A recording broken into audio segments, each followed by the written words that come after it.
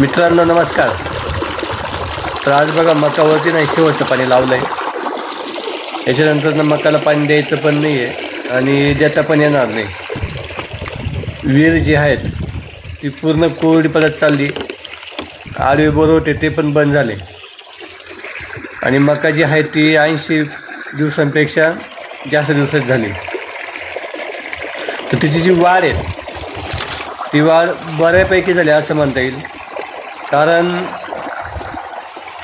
पाणी कमी पडलं, उन्हाळा लागला, त्याच्यामुळं मकाची जी वाढ आहे ती होऊन राहिली। आणि त्याच्या अगोदरचे तुम्ही व्हिडिओ पाहिलेलेच आहे, मका पातळ झाली होती पेरणी त्यावेळेस। आणि म्हणजे आम्ही आशा सोडून दिली होती का मका येईल बुवा किंवा होईल बुवा असं वाटत नव्हतं, पण आज चाऱ्यापुरती काय ना मका ही आपली झाली।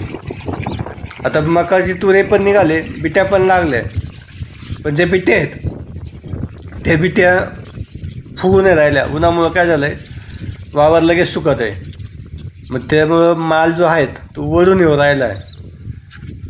आता ही माझ्याच मकाची कंडिशन नाही आहे, तर आमच्या आजूबाजूला जेवढ्या मका आहेत किंवा जे उन्हाळी माल केले ना त्यांचंसुद्धा हीच कंडिशन झाली।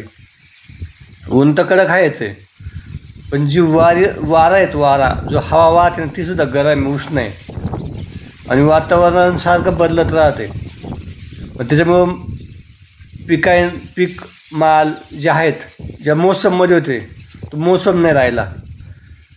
आता आमच्या बाजूला अजून एक जणांची मका आहे, तर त्यांनी ती मका सोडून दिलेली आहे।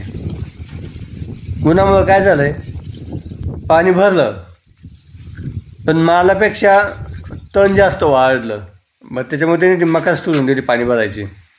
आणि आम्हीसुद्धा आता शेवटचं पाणी भरते बघा, इथं बिट्या लागलेल्या आहे बा, तुम्हाला मी दाखवत्या। पण बिट्या आता हे फुगणार नाही आहे, कारण ऊनच एवढं कडक पडतं आहे, वावर लवकर वाळत आहे आणि आपली मका पण पातळ झाली होती।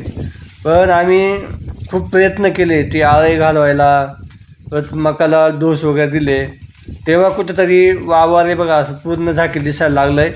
आणि आता चारा होणार आहे। आता आम्ही याच्यात दाण्याची अपेक्षा करत नाही आहे, आपल्याला चारा होणं महत्त्वाचं आहे, कारण उन्हाळा लागलेला आहे आणि पाणी कमी पडले ना, आपण जी मेहनत घेतली ती मेहनतीचा नुसता चारा जरी झाला तरी आपल्याला तो फायदा होणार आहे। कारण आता उन्हाळ्यात चाऱ्याचे भाव पण लय वाढले, जे लोक आता कुट्टी करायसाठी मका घेत आहेत त्यांचे रेट पण वाढून गेलेले आहे। त्याच्यामुळं आपल्याला कमीत कमी चारा जरी झाला आपला तरी आपलं काम होणार आहे। आणि 85 दिवसाच्या पुढं ही मका दिसते आपल्याला, पण वाढली का नाही याचं तुम्हाला मी कारण सांगितलं की उन्हामुळं आणि पाणी कमी पडलं, कारण खूप दिवसांनी पाणी द्यायला लागलं, त्याच्यामुळे मकाची वाढ आहे ती कमी होऊन गेलेली आहे।